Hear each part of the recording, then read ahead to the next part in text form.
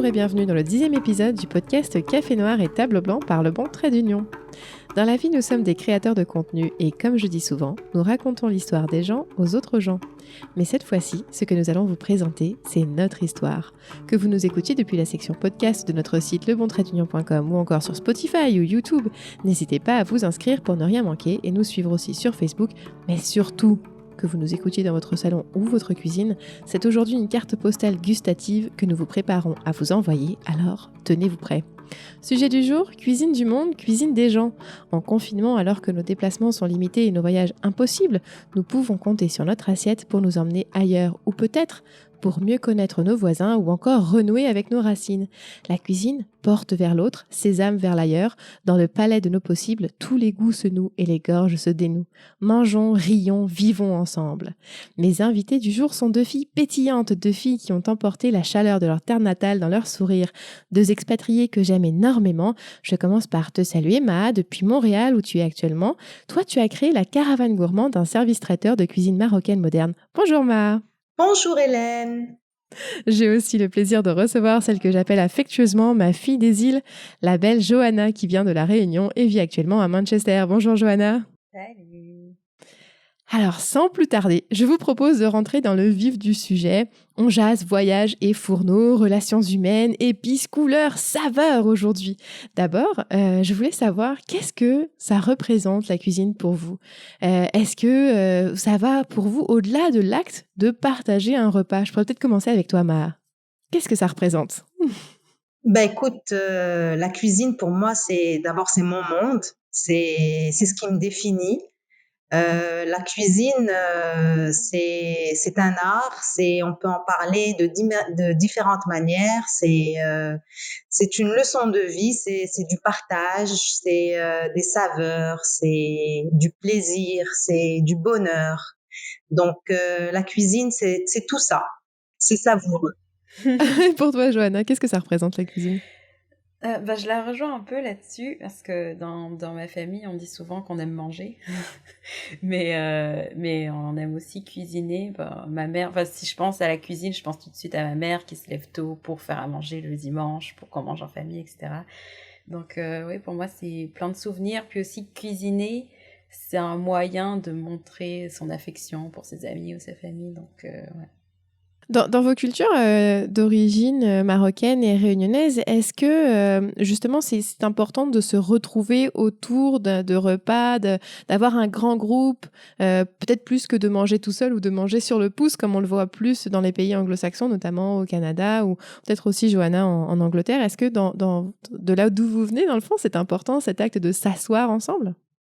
Oui, tout à fait. Écoute, moi j'ai envie de dire qu'au Maroc, manger, c'est rythme la journée. Manger, c'est un événement de tous les instants. Vraiment, c'est un happening. On se réveille, on se demande ce qu'on va manger, on commence à préparer ce qu'on va manger. Ensuite, on mange, on mange, on s'arrête de travailler. On interrompt la journée de travail pour rentrer manger. On rentre de l'école, on fait la collation, le goûter. Donc manger, c'est un événement de tous les instants. C'est ce qui rythme, c'est incroyable. Puis là, je vois Johanna qui acquiesce avec un sourire immense. Oui, Ouais. oui. Ouais. De ton côté aussi, à La Réunion, c'est important? Oui, c'est important. Il y a que récemment où quand j'étais à la maison, par exemple, si je travaillais, je m'arrêtais, je mangeais pas avec mes parents et ils mangeaient tous les deux. Mais sinon, de mon plus jeune âge à mes 18 ans, c'était toujours, il y a un moment pour manger le midi, un moment pour manger le soir, mais on est tous ensemble. Il y a pas quelqu'un qui mange avant et quelqu'un qui mange après. Non, ma mère faisait la cuisine et on partageait vraiment tous le même repas, etc. Donc c'est vraiment un moment. Puis même avec des amis ou même en famille, il y a l'idée de faire des pique-niques, mais c'est pas juste un petit pique-nique où t'emmènes des sandwichs. Non, t'emmènes la marmite, t'emmènes le repas, tu fais cuire le truc à la plage ou à la montagne ou où tu veux. Tu fais ton barbecue, mais t'emmènes tout avec toi. C'est vraiment la cuisine nomade. C'est vraiment comme si tu faisais la cuisine chez toi, mais sauf que tu partages le moment avec d'autres personnes et Il a les yeux de Ma, vous les voyez pas, mais il pétille. Ouais. Oui. Ouais, justement, Johanna, tu parlais du pique-nique. Effectivement, ça me rappelle de très bons souvenirs de vacances où quand on allait pique-niquer, c'était un déplacement total de la cuisine en plein air, quoi. Donc, effectivement, c'est ce qui me faisait sourire. Et, euh, et encore, toujours dans mes souvenirs, pour reprendre l'idée de manger ensemble, je sais pas si ça t'est arrivé, Johanna, mais nous, quand on faisait des bêtises et qu'on avait une punition, ben la punition c'était d'aller manger tout seul. Ah ouais, hein. Oh là là. On était privés de repas ensemble En à groupe. table. Ouais. Ah ouais, hein. Donc juste pour dire qu'on n'est pas fait pour manger tout seul, quoi. Tout seul. Ouais, non, c'est ça. Moi, je sais que chez mes parents aussi, il y avait la règle, c'est qu'il n'y a jamais eu de télévision là où on mange. Parce que le fait de manger, c'était de se retrouver autour de la table pour se parler. Tout à Comment fait. ça va avec l'école? Comment ça va le travail? Comment ça va en général? Je pense que c'était vraiment un moment aussi, oui, on se nourrit de nourriture, mais on se nourrit aussi des informations du groupe, de Oui, l'un, de l'autre. C'est un moment de rencontre. exactement. C'est un moment de communion, c'est un moment sacré en fait. C'est le moment où on se pose, on échange, on règle nos problèmes, on pose des questions. Quand on a besoin de quelque chose, on a des demandes spéciales à faire, c'est à ce moment-là qu'il faut les faire. Donc c'est vraiment, ouais, Ouais. c'est sacré, ouais. Puis moi, je sais pas vous, mais moi, depuis toute petite, j'aime les soupes. Hein. Moi, Mm. de tous les pays, dans toutes les cultures, moi, je suis une fille de soupe. J'aime les soupes le matin, le midi, le soir, j'ai aucun problème. Voilà. Et je pense que j'aime d'autant plus ça que, je sais pas, il y a quelque chose de réconfortant, même quand il fait chaud, même. Et puis, mes parents ont un jardin, fait qu'aujourd'hui, quand je rentre chez mes parents, mon plaisir, c'est la soupe aux légumes du jardin. Enfin, je sais pas, est-ce que vous avez un plat emblématique ou quelque chose comme ça qui vient vous chercher? Un plat emblématique? Ouais, quelque chose qui fasse partie à tous les coups, si on veut te faire plaisir, c'est ce genre de plat qu'on doit faire. Qu'est-ce que ce serait? J'ai pas de plat emblématique, mais c'est juste la cuisine de maman, en général, parce qu'il y a des plats qu'elle fait régulièrement et qu'on va manger, où elle me demande qu'est-ce que tu as envie de manger, mais c'est pas un plat, c'est vraiment sa cuisine, enfin, parce que c'est les plats qu'elle fait depuis qu'on est tout petit et que, enfin, elle y met du temps. Le dimanche, elle se lève à 6 heures pour faire la cuisine, pour qu'on mange, enfin, c'est vraiment des plats, pas juste comme ça. Quoi, par exemple, comme plat?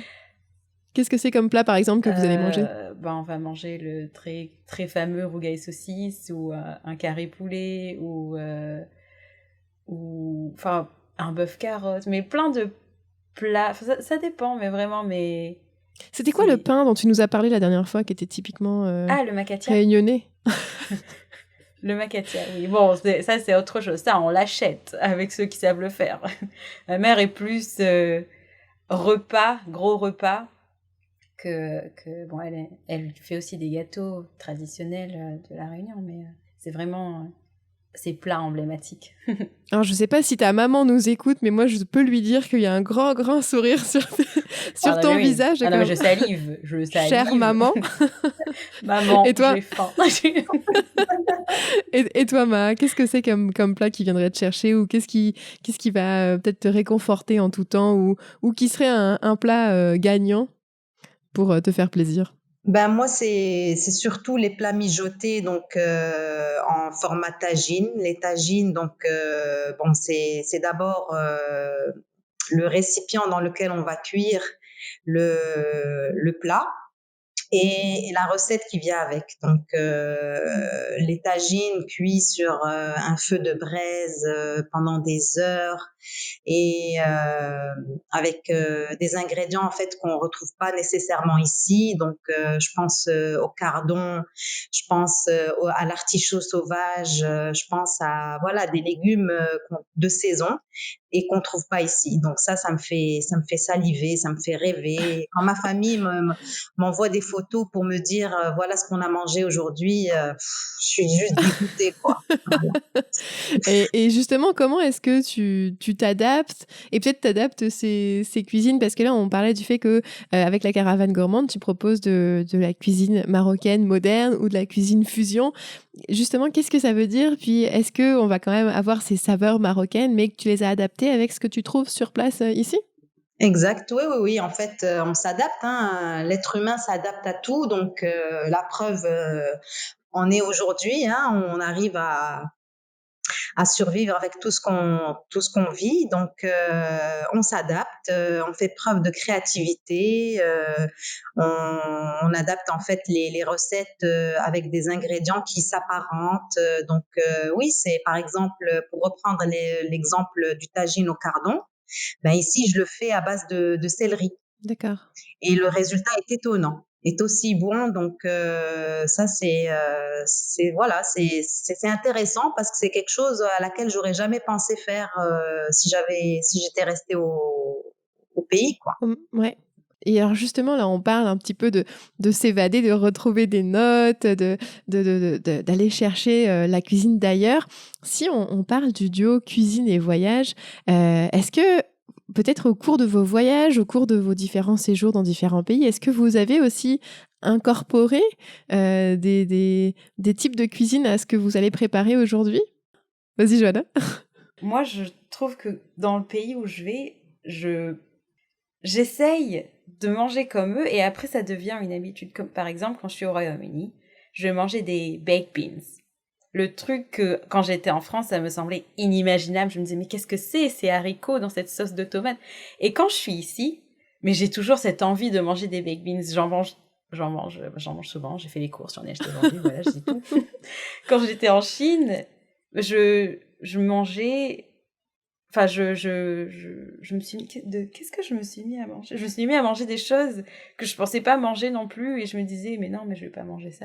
Et puis finalement, si. Enfin, du coup, je trouve que peu importe le pays où je suis, je m'adapte un peu à la nourriture et je goûte et ensuite je me dis, ah, mais finalement, c'est bon et je commence à manger comme eux. Tu manges comme un local. Ouais, voilà, c'est ça. Et est-ce que tu emportes un peu cette cuisine avec toi quand tu pars ailleurs ou est-ce que tu le mets dans tes valises ou est-ce que tu la laisses sur place? Oui, bah, par exemple, je vais essayer de faire goûter ça après quand je rentre chez moi à ma famille. Ma mère n'est pas très réceptive à la cuisine d'autres pays parce que pour elle, c'est la cuisine créole et elle a du mal, enfin son palais a du mal à s'adapter aux autres cuisines. Donc j'essaye, bon. Mais oui, j'essaye toujours de trouver des ingrédients que que j'avais quand j'étais en Chine ou au Royaume-Uni ou je sais pas. En sachant quand même que, petite précision, quand tu dis son palais a du mal à s'adapter, La Réunion, vous êtes quand même confluent Oui. de cultures avec Oui. des tas de cuisines différentes. Donc, Oui, quand oui, même. non, c'est ça. Bah, ma mère, en fait, oui, quand je dis qu'elle aime la cuisine créole, c'est aussi la cuisine chinoise parce qu'on a beaucoup de. Enfin, la cuisine chinoise prend une grande place chez nous. Et donc, si on voyage, je sais que si on va dans un restaurant chinois, ma mère, ça va aller parce que c'est de la nourriture qu'elle a l'habitude de retrouver et qu'on a changé un peu, on a ajouté un twist quand on le fait à la créole, mais ça reste de la nourriture dont elle est habituée. Donc, pour elle. Et toi, Ma, est-ce que tu amènes la cuisine avec toi dans tes valises quand tu voyages et que tu la ramènes à la maison ensuite? Ouais, toujours. Bah, souvent, en fait, on va dire le plus souvent qu'autrement, parce que c'est vrai que il y a eu des voyages plutôt décevants en termes de culinaire, comme je pense par exemple à Cuba où à chaque fois que j'y vais, ben c'est la même déception qui revient, alors que bon, c'est quand même un pays qui est très riche culturellement, qui a beaucoup à offrir, mais malheureusement en cuisine, on revient toujours avec un palais déçu. Donc, mais oui, en général, effectivement, à tous mes voyages, je reviens avec des nouvelles idées, avec des ingrédients secrets que je vais incorporer à ma cuisine justement pour ajouter cet élément fusion à ma cuisine. Donc, et je trouve ça magique parce que seule dans ma cuisine, quand je m'y mets, je pense à mon voyage en utilisant cet ingrédient. et j'imagine les ingrédients avoir un dialogue entre eux. Je sais pas, c'est très imagé, mais c'est vraiment ce qui se passe dans ma tête. J'ai l'impression que le kumbhava, que j'ai d'ailleurs découvert à l'île de la Réunion, quand je le fais, euh, quand je le fais interagir avec un poisson, ben, une sauce un peu marocaine, voilà, j'ai l'impression que dans le plat, il y a une réunion et qu'ils ont du fun et qu'ils se parlent. Donc, Il y a des heureux mariages dans l'assiette. ouais, vraiment, vraiment, ouais, il y a de la magie, quoi, qui opère. Donc, ouais. Bah, puis c'est drôle, moi je sais que moi ma maman est très très bonne en cuisine française et peut-être pour ça je me suis pas risquée sur ce terrain-là et ma cuisine à moi va aller chercher un petit peu de la révélation vietnamienne que j'avais goûtée là-bas, de la joie mexicaine, Ouais, de l'équilibre japonais, de la ouais, plénitude italienne. Enfin, moi puis alors j'ai grandi dans une famille où bon mais certains de mes grands-parents, 3 de mes 4 grands-parents étaient nés en Algérie ou en Tunisie et donc il y avait pour Noël le couscous de mamie. Bah oui, toi c'est comme parce que mais et en même temps, je trouve que c'est magnifique. C'est vrai que c'est très riche comme mélange. Et puis ouais. j'aime beaucoup ce que tu disais, Maha, de dire ah bon, si les ingrédients avaient un dialogue, mais Ah que oui, pourraient-ils se dire? Ils ont une langue universelle qui est celle aussi du plaisir. exactement, exactement. Et après, en fait, la surprise, c'est quand tu goûtes et tu te dis: «Ça marche». Et Tu vois? c'est Et tu bon! te dis c'est vrai, tu te dis: «Ça marche. Ah ouais, c'est un mélange improbable, mais ça marche». Mais c'est vrai, et puis c'est drôle parce que tu vois, moi quand j'étais aux États-Unis, je vivais dans une famille indienne et à un moment donné, la cuisinière avait oublié de faire les petits pains traditionnels indiens et la grand-mère était un petit peu, je dirais, disons frustrée. Et là, je me dis, bon, attends, moi je sais comment faire des arepas à la colombienne, un peu frites. Bon, je vais essayer. Et finalement, ma grand-mère essaye avec évidemment un regard assez dubitatif. Laissez-moi vous dire que la française aux États-Unis lui cuisine dans sa maison indienne des arepas colombiennes. Et finalement, c'était l'approbation, mais comme une mama italienne, quoi. C'était très drôle. Elle approuve, puis finalement, tout le monde a mangé, puis elle est comme, non, mais en fait, c'est, ah non, c'est bon, en fait, hein, c'est, non, non, ça vaut le, non, c'est bon, c'est bon. Puis c'est vrai que, comme tu dis, je pense que cette joie, des fois, de marier des palais qu'on n'attend pas, ça nous Mmh. fait voyager complètement ailleurs. Et c'est vrai Ouais. que c'est incroyable, c'est vraiment la magie, quoi. C'est Puis, incroyable et en même temps, il y a l'idée de la découverte, et de faire découvrir à l'autre aussi, donc c'est intéressant. Puis je sais pas vous, mais moi, quand je lis de la littérature, généralement, c'est teinté par rapport à ce que je mange. Par exemple, si je lis un roman japonais, je vais avoir tendance à boire beaucoup plus de thé vert, manger Ouais, enfin, je sais pas, il y a aussi, le livre, un livre que j'aime beaucoup qui est de Nicolas Bouvier, qui s'appelle «L'usage du monde» et en fait, il part avec son ami suisse jusqu'en Inde et tout le temps où il traverse avec sa voiture, je trouve qu'on voyage aussi parce qu'il nous raconte qu'il mange. Bon, parfois que moi je mangerais peut-être pas forcément, je le reconnais, mais on voyage vraiment, je trouve, avec cet imaginaire des papilles. Est-ce que vous, ça vous exact. arrive aussi de vous plonger dans des littératures ou peut-être des ouvrages qui vous emmènent juste à vous faire saliver?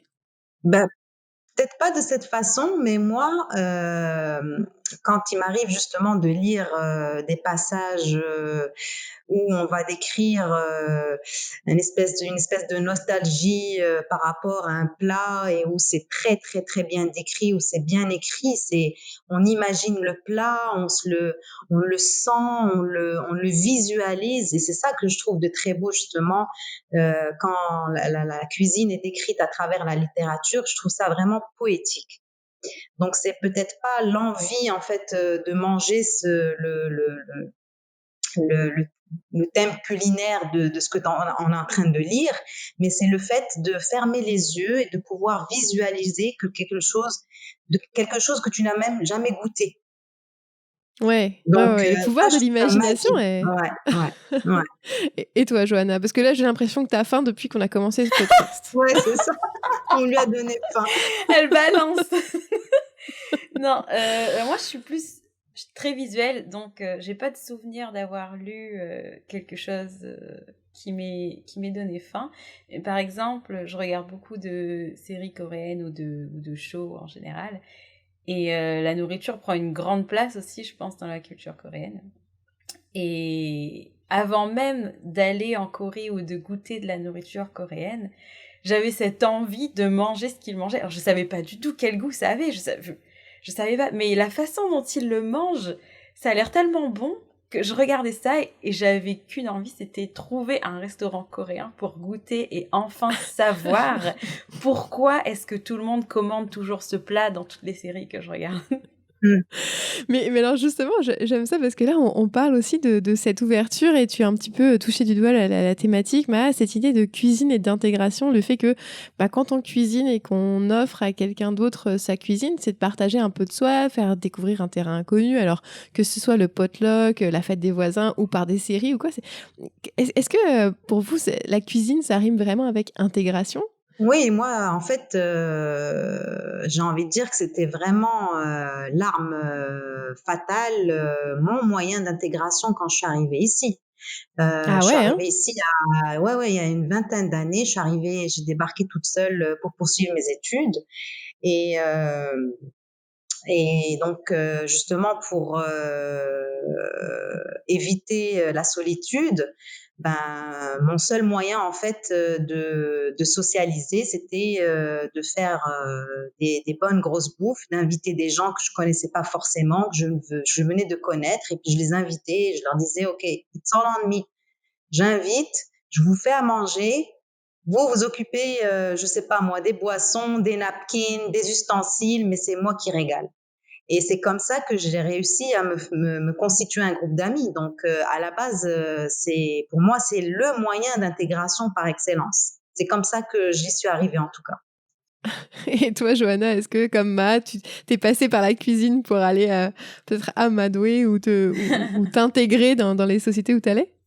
Peut-être pas cuisiner, mais le fait d'en parler, parce que quand j'étais au Japon et que je parlais avec des gens que je connaissais pas très bien, que je venais de rencontrer, si on parlait de nourriture, je parlais de ce qu'on mangeait à La Réunion, et parfois, eux, comme il y a beaucoup de choses qui sont aussi typiques, enfin qu'on peut retrouver en Asie, dans ce qu'on mange nous à La Réunion, si c'est des fruits ou des légumes.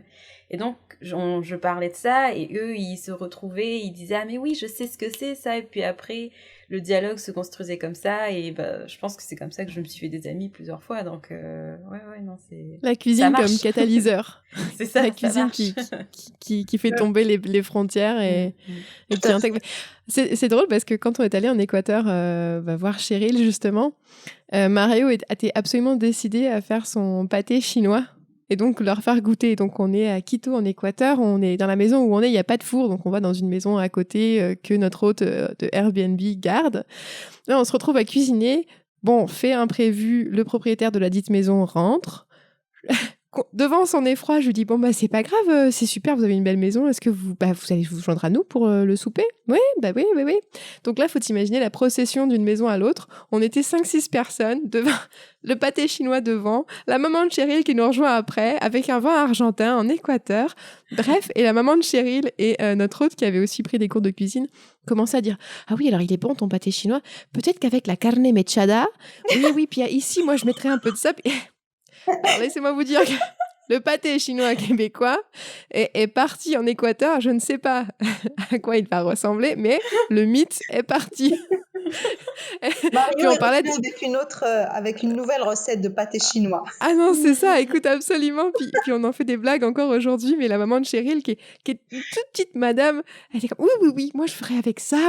Et puis, non, moi je mettrais ça, puis plus de ça. Ah oui, un petit peu d'oignon. Ah oui. Mais c'est vrai que c'était drôle parce que, justement, encore une fois, on voit bien qu'autour d'une recette, on y apporte ce que chacun aime de sa propre cuisine pour constituer un nouveau plat, puis ça devient une nouvelle richesse en quelque sorte. Exactement. Puis quand tu disais cuisine fusion, c'est ça aussi un petit peu... Alors, je sais pas si tu as déjà fait une poutine tagine, mais... Non. Alors ça par contre, pour moi et pour mes enfants surtout, la poutine, c'est un plat sacré. Donc, J'adore. je ne m'aventurerai jamais à revisiter ce plat. Donc, je laisse aux connaisseurs continuer sur leur lancée, mais pas, non, moi, je toucherai pas à la poutine. Par contre, j'ai recréé le grilled cheese. Ah! Donc j'ai mon grilled cheese, ouais, qui est décadent et ça, par contre, je m'en suis donné à cœur joie. Et Donc, et alors, est-ce qu'on peut te demander qu'est-ce que tu as mis dans ton grilled cheese, par exemple? bah, écoute, c'est vraiment, la fusion entre mes 2 cultures aujourd'hui.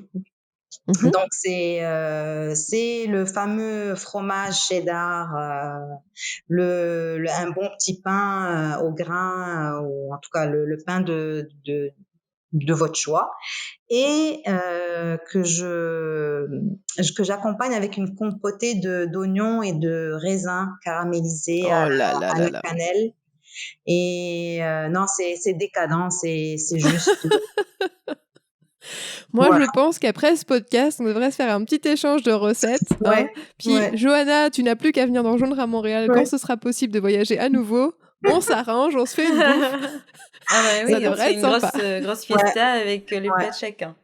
exact. Et pour le Oh, visuel, là, tu peux toujours aller consulter mon site et tu verras, il y a une belle photo de mon grilled cheese. ah Ah là là là là. yes. Puis, mais c'est drôle parce que je vous écoute parler. Puis c'est vrai qu'on est 3 expatriés, 3 femmes qui vivent pas sur la terre qui nous a vu naître. Et justement, j'ai l'impression que ce lien cuisine, racine, et en même temps cuisine et nouvelle maison en quelque sorte, ça se marie très bien. Alors c'est drôle, c'est comme si on constituait peut-être des nouvelles Madeleine de Proust en quelque Ouais, sorte. Moi, je sais que quand j'ai vécu au Québec quand même pas mal de temps, puis je suis repartie, puis je suis revenue, puis je suis repartie. Puis par exemple, tu parlais de la poutine qui était sacrée. Moi, j'avoue que ben, certaines fois, même en France ou aux États-Unis, bon, c'est vrai que je me serais bien mangé une bonne poutine. C'est comme si ça faisait d'un coup partie de mon nouveau répertoire culinaire, de mes nouvelles racines en quelque voilà, sorte. tout à fait. Est-ce que vous avez ça vous aussi? Alors, la poutine, on l'a compris, Ma, toi aussi à la maison. Mais est-ce qu'il y a des choses d'ici, par exemple, que tu as appris à apprécier ou que tu as découvert et rentré dans ton propre, je dirais, coup de cœur culinaire? Ben, le grilled cheese. Sérieusement, le grilled cheese, moi, je connaissais pas avant. Ah ouais. J'adore. Je connaissais pas avant. Il y a le mac and cheese aussi, mais ça, c'est plus pour les enfants. Moi, j'apprécie moins. Mais les enfants me le réclament, donc effectivement, c'est quelque chose qu'on a adopté, que je sers bizarrement, mais que je sers aux fêtes des enfants parce que c'est ça, c'est ce qu'ils veulent. Mais le grilled cheese, moi, je trouve ça, c'est savoureux, c'est gourmand, et puis c'est versatile. Tu peux jouer avec, quoi. Tu peux mettre ce que tu veux dedans. C'est vrai, tu peux l'adapter aussi à toutes les saisons. Et Ouais, puis on parlait ouais. de pique-nique, mais en fait c'est assez facile. Puis j'ai l'impression, je sais pas, Johanna, je vais voir aussi avec ce que toi tu as intégré tes nouvelles Madeleine de Proust, mais j'ai l'impression que c'est aussi beaucoup de cuisine qu'on peut faire soi-même. On parle pas ici de pièces montées, de choses Ouais, comme ça, tout à fait. mais quelque chose de simple, de bon. Exact. J'ai pensé aussi à la salade César, qui est simple, rapide, bonne, et puis voilà. Donc, mais non, voilà, je veux pas te couper, Johanna, vas-y. Non, non, Euh, Johanna est très tranquille. Johanna, on parle de nourriture, elle est sur un petit nuage de plénitude. Ouais. ouais, alors je dis, alors qu'est-ce que je vais cuisiner? Quoi? Mac and cheese? Ça donne des idées. Non, mais oui, quand j'essaie de reproduire des choses que j'ai déjà mangées, oui, c'est souvent des choses qui sont simples. Enfin, simples, mais après, quand tu le fais, tu te rends compte que il y a un petit quelque chose. J'arrive rarement à retrouver exactement le même goût, mais d'avoir quelque chose qui s'en rapproche. Par exemple, je mange beaucoup de cuisine coréenne maintenant. Et quand j'ai envie de me rappeler de ce séjour où j'étais avec mon amie et où elle me faisait visiter, etc., je fais des trucs simples, un peu de la street food. Et c'est devenu, je sais pas, quand j'en mange, ça me rappelle ces moments-là. Et puis ça me rappelle le pays. Je me dis, ah, ça serait bien d'y retourner. Et du Ouais, coup, est-ce que donc, tu appelles ton ami aussi? Non, parce que bon, c'est bien de manger tout seul dans son coin, mais on l'a dit, hein? ouais, non, souvent je lui envoie des. Parce que la dernière fois, j'avais envie de manger du kimchi. Et je lui dis, bon, écoute, Yojin, j'ai envie de manger du kimchi, mais je peux pas sortir en acheter, je vais essayer d'en faire. Et elle me dit, mais même moi, j'ai jamais essayé d'en faire, qu'est-ce que tu me racontes? Ouais, c'est vrai que la fermentation, c'est compliqué. Ouais, non, mais on fait avec C'est les pour la moyens du prochaine bord. étape. Non, mais Johanna, ne désespère pas, c'est la prochaine étape. Non, mais puis après, quand je regarde la recette et que je vois comment il faut s'appliquer, je me dis non, on va. Je mangerai quand je sortirai, allez hop. Mais c'est Moi, j'ai drôle, envie mais de j'ai l'impression. Mais en même temps, je trouve que tu touches là un autre point important de la cuisine qui est d'apprendre. Puis là, on a appris, on a discuté justement d'apprendre à découvrir l'autre, d'apprendre à découvrir des nouvelles notes, des nouvelles saveurs. Mais c'est vrai, puis notamment toi, Maë, qui a des enfants, c'est aussi d'apprendre à prendre des bonnes habitudes alimentaires, à manger, à faire sa cuisine, à savoir ce que tu mets dans ton assiette. C'est aussi d'apprendre des fois à compter les proportions, etc. Donc, à peu près à tous les âges, on peut rentrer dans le monde de la cuisine, puis Oui, apprendre oui, tout un tas de choses. Moi, exactement. c'est peut-être ce qui vient me chercher. Je pense que c'est un des domaines où le fait d'apprendre peut ne Oui, jamais s'arrêter en quelque sorte. exactement. C'est vrai que la cuisine, on va dire, introduite aux enfants, ça reste une activité éducative d'abord et avant tout.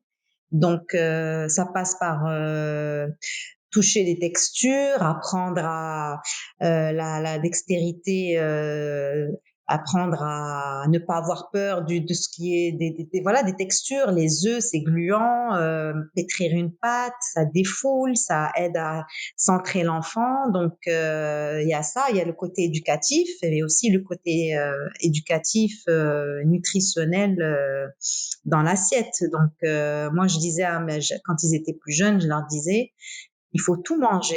On a droit à un seul aliment sucré et salé qu'on a le droit de ne pas aimer. Donc, tout le reste, donc J'adore. vous choisissez.